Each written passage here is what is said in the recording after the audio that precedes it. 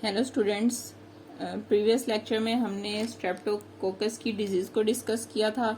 आज हम जो है इम्पोर्टेंट प्रॉपर्टीज़ डिस्कस करेंगे। Important properties of Streptococcus. Streptococcus bacteria की इम्पोर्टेंट प्रॉपर्टीज़ डिस्कस करेंगे हम आज के लेक्चर में। स्ट्रेप्टोकोकाई जो है स्पेरिकल ग्राम पॉजिटिव कोकाई होते हैं, चेन्स और पेयर में होते हैं। ठीक है, ग्राम पॉजिटिव होते हैं, चेन के अंदर होते हैं और पेयर्स में होते हैं।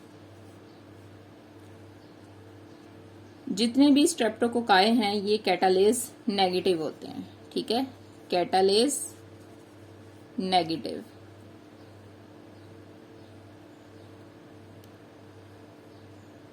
स्टेफाइलोकोकाई जो हैं वो कैटालेज पॉजिटिव होते हैं, जबकि स्ट्रेप्टोकोकाई कैटालेज नेगेटिव होते हैं। इसी तरह स्टेफाइलोकोकाई जो हैं ये ग्रेप लाइक क्लस्टर की फॉर्म में होते हैं, जबकि जो हम डिस्कस करें स्ट्रेप्टोकोकस ये चेन्स में होते हैं या फिर पेयर्स में होते हैं। अब जो इसकी इम्पोर्टेंट प्रॉपर्टीज हैं जो कि स्ट्रेप्टोकोकाई को आइडेंटिफाई करती है, one of the most important characteristic for identification of streptococci is the type of haemolysis. वो क्या है? हेमोलिसिस की टाइप ऑफ हेमोलिसिस। हेमोलिसिस की बेस पे जो है हम आइडेंटिफाई करते हैं स्ट्रेप्टोकोकाई को। फर्स्ट ऑफ ऑल होते हैं जी अल्फा हेमोलिटिक, जो अल्फा हेमोलिसिस शो करते हैं उनको कहते हैं अल्फा हेमोलिटिक स्ट्रेप्टोकोकाई। और सेकंड पे होते हैं जी बीटा हेमोलिटिक स्ट्रेप्टोकोकाई, जो बीटा हेमोलिसिस शो करते हैं। थर्ड पे होते हैं जी जो कोई हेमोलिसिस शो नहीं करते, वो होते हैं गैमा हेमोलिटिक। तो अल्फा हेमोलिटिक जो स्ट्रेप्टोकोकाई होते हैं वो एक ग्रीन जोन बना लेते हैं। ठीक है, ग्रीन जोन बना लेते हैं around their colonies as a result of incomplete lysis of red blood cells in the agar. Agar के अंदर रेड ब्लड सेल की इनकम्प्लीट लाइसिस होती है, जिसकी वजह से उनकी कॉलोनीज के गिर्द ग्रीन जोन बन जाता है। ये ग्रीन जोन कब बनता है? जब हाइड्रोजन पेरोक्साइड जो कि बैक्टीरिया प्रोड्यूस कर रहा होता है वो ऑक्सीडाइज करती है हीमोग्लोबिन के रेड कलर को टू बिलीवर्डिन ग्रीन कलर में, यानी आरबीसीज की इनकम्प्लीट हेमोलिसिस होती है, जिसकी वजह से हीमोग्लोबिन का जो रेड कलर है वो कन्वर्ट हो जाता है ग्रीन कलर में, क्योंकि हीमोग्लोबिन कन्वर्ट होती है बिलीवर्डिन में, और बिलीवर्डिन जो है ये हीमोग्लोबिन के आगे ब्रेकडाउन प्रोडक्ट है और इसका ग्रीन कलर होता है। अब ये सारी जो इनकम्प्लीट हेमोलिसिस है वो होती कैसे है? जब बैक्टीरिया हाइड्रोजन पेरोक्साइड प्रोड्यूस करता है, वो हीमोग्लोबिन को ऑक्सीडाइज करती है, हाइड्रोजन पेरोक्साइड हीमोग्लोबिन को ऑक्सीडाइज करती है एगर के अंदर, जिसकी वजह से ये green zone alpha haemolytic streptococci bacteria की कॉलोनीज के इर्द गिर्द प्रोड्यूस होता है। सेकंड पे है beta haemolysis. Beta hemolytic streptococci जो है ये क्लियर जोन बनाते हैं। कैसा? क्लियर जोन बनाते हैं। Clear zone around their colonies because complete lysis of the red blood cell occur. इसमें क्या हो रहा है? आरबीसीज की कंप्लीट लाइसिस हो रही होती है। बीटा हेमोलिसिस किस वजह से होती है? Due to production of enzyme haemolysins. ठीक है, इसमें क्या होता है कि कुछ एंजाइम प्रोड्यूस होते हैं जिनको कहते हैं हीमोलाइसिन्स। हीमोलाइसिन्स यानी स्ट्रेप्टोलाइसिन और स्ट्रेप्टोलाइसिन एस। ठीक है, ये एंजाइम्स जो हैं ये जो है बीटा हेमोलिसिस में प्रोड्यूस होते हैं। इनकी प्रोडक्शन की वजह से आरबीसीज की कंप्लीट लाइसिस होती है, यानी रेड ब्लड सेल्स की कंप्लीट ब्रेकडाउन होती है। इसलिए clear zone around the colonies नजर आता है हमें उन बैक्टीरिया के जो कि बीटा हेमोलिटिक स्ट्रेप्टोकोकाई हैं। कुछ स्ट्रेप्टोकोकाई नॉन हेमोलिटिक होते हैं, उनको हम कहते हैं अल्फा हेमोलिसिस। ये तो होगी हेमोलिसिस की बेस पे स्ट्रेप्टोकोकाई की आइडेंटिफिकेशन। उसके अलावा जो बीटा हेमोलिटिक स्ट्रेप्टोकोकाई हैं उनके दो इम्पोर्टेंट एंटीजेंस होते हैं, two important antigens beta hemolytic streptococci के। अब वो हम देखेंगे कि बीटा हेमोलिटिक स्ट्रेप्टोकोकाई के कौन कौन से टू इम्पोर्टेंट एंटीजेंस होते हैं। एक तो होता है जी सी कार्बोहाइड्रेट,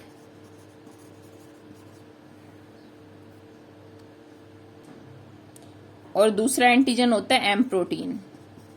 अब हम देखेंगे सी कार्बोहाइड्रेट और एम प्रोटीन को डिटेल में कि ये एंटीजेंस का क्या रोल है। जो सी कार्बोहाइड्रेट है, सी कार्बोहाइड्रेट, ये जो है हम बीटा हीमोलिटिक स्ट्रेप्टोकोकाई के एंटीजेंस को डिस्कस कर रहे हैं। जो सी कार्बोहाइड्रेट वाला एंटीजन है ये डिटरमिन करता है बीटा हीमोलिटिक स्ट्रेप्टोकोकाई का ग्रुप। ठीक है, ये हमें बताता है group of beta haemolytic streptococci कि किस ग्रुप से बिलोंग कर रहे हैं बीटा हीमोलिटिक स्ट्रेप्टोकोकाई। और ये होता कहाँ पे है, सेल वॉल में बैक्टीरिया की सेल वॉल में होता है। और इसकी स्पेसिफिसिटी डिटरमिन होती है अमाइनो शुगर से। For example beta haemolytic streptococci को दो ग्रुप्स में डिवाइड किया गया है। एक है हमारे पास ग्रुप ए वाले बीटा हीमोलिटिक स्ट्रेप्टोकोकाई, दूसरे हैं हमारे पास ग्रुप बी वाले। तो ग्रुप ए हीमोलिटिक स्ट्रेप्टोकोकाई को हम डिस्टिंग्विश करते हैं ग्रुप बी हीमोलिटिक स्ट्रेप्टोकोकाई से, क्योंकि इनमें डिफरेंट सी कार्बोहाइड्रेट होता है। ठीक है, इन दोनों में कार्बोहाइड्रेट सी डिफरेंट होता है, डिफरेंट अमाइनो शुगर होती है। जो ग्रुप ए स्ट्रेप्टोकोकाई हैं, group A beta haemolytic streptococci में स्ट्रेप्टोकोकस पायोजिनीज आ जाता है, और जो ग्रुप बी है उसमें स्ट्रेप्टोकोकस एग्लैक्टिया आ जाते हैं। सेकंड जो एंटीजन है बीटा हीमोलिटिक स्ट्रेप्टोकोकाई का वो है एम प्रोटीन। अब जो एम प्रोटीन है इसका क्या रोल है। एम प्रोटीन ये मोस्ट इंपोर्टेंट विरुलेंस फैक्टर है स्ट्रेप्टोकोकस पायोजिनीज का। क्या है ये, मोस्ट इंपोर्टेंट विरुलेंस फैक्टर है किसका, जो हमने group A beta haemolytic streptococci पढ़े थे ना, जिसमें आ रहा था स्ट्रेप्टोकोकस पायोजिनीज, इसका स्ट्रेप्टोकोकस पायोजिनीज का यानी group A beta haemolytic streptococci का सबसे इंपोर्टेंट विरुलेंस फैक्टर है एम प्रोटीन। ये क्या करता है, ये प्रोट्रूड्स करता है यानी बाहर निकल आता है from the outer surface of the cell, cell की आउटर सरफेस से बाहर आ जाता है और फेगोसाइटोसिस को ब्लॉक करता है। यानी ये क्या है, ये एंटी फेगोसिटिक है। यानी ये जो है बैक्टीरिया को इनगल्फ नहीं होने देता, बैक्टीरियल सेल की सरफेस से बाहर आ जाता है और बैक्टीरिया को फेगोसाइटोज होने से रोकता है। इसका मतलब है कि ये ज्यादा यानी खतरनाक बनाता है बैक्टीरिया को, मोर विरुलेंट बनाता है, इसलिए इसको विरुलेंस फैक्टर का है। एक तो इसका ये काम हो गया कि ये एंटी फेगोसिटिक है, दूसरा इसका काम यह है कि इनएक्टिवेट्स करता है C3b को। C3b ये कॉम्प्लीमेंट का एक कंपोनेंट है जो कि बैक्टीरिया को ऑप्सोनाइज करता है, फेगोसाइटोसिस से पहले बैक्टीरिया को जो कवर करता है ना C3b, उसको भी रोकता है ये। Strains of Streptococcus pyogenes that do not produce M protein are non-pathogenic। और Streptococcus pyogenes की वो strains जो कि M protein नहीं बना रही वो क्या है, नॉन पैथोजेनिक है, क्योंकि वो जो है इजीली फेगोसाइटोज्ड हो जाएंगी, ऑप्सोनाइज हो जाएंगी। ठीक है, वो फिर विरुलेंस नहीं कॉज कर सकेंगी। तो ऐसी स्ट्रेन्स जो कि एम प्रोटीन प्रोड्यूस करती हैं वो पैथोजेनिक होती हैं। एम प्रोटीन, उसके अलावा क्या रोल है एम प्रोटीन का, एक तो ये एंटीफेगोसिटिक है। ठीक है, C3b कंपोनेंट को ब्लॉक करता है, इनएक्टिवेट करता है। उसके अलावा एम प्रोटीन डिटरमिन करता है type of group A beta haemolytic streptococci के जो सी कार्बोहाइड्रेट था वो तो ग्रुप ए और ग्रुप बी को डिफ्रेंशिएट कर रहा था ना, ये जो एम प्रोटीन है ये मजीद आगे डिफ्रेंशिएट करता है group A beta haemolytic streptococci की आगे मजीद टाइप्स को। ठीक है, अब जो group A beta haemolytic streptococci हैं उनकी 100 सीरोटाइप्स हैं एम प्रोटीन की बेस पे। ठीक है, एम प्रोटीन की बेस पे कितनी इसकी टाइप्स हैं, group A beta haemolytic streptococci की 100 सीरोटाइप्स हैं। Which explain why multiple infection with S pyogenes can occur, जो इस चीज को एक्सप्लेन करती हैं कि स्ट्रेप्टोकोकस पायोजेनिस से हमें मल्टीपल इन्फेक्शंस क्यों होते हैं, क्योंकि स्ट्रेप्टोकोकस पायोजेनिस जो है ये group A beta haemolytic streptococci है, और group A beta haemolytic streptococci जो है ये एम प्रोटीन की बेस पे अगर डिफरेंशिएट करें तो इनके 100 सीरोटाइप्स हैं, इसलिए ये लॉट ऑफ इन्फेक्शंस कॉज करते हैं। अब जो है एंटीबॉडी की अगर हम बात करें तो M protein provides type specific immunity. अगर हम जो एक स्पेसिफिक टाइप की एम प्रोटीन है उसके अगेंस्ट हम स्पेसिफिक एंटीबॉडी यूज करते हैं तो हमें टाइप स्पेसिफिक यानी इम्यूनिटी जो है हमें मिल सकती है, स्पेसिफिक इम्यूनिटी।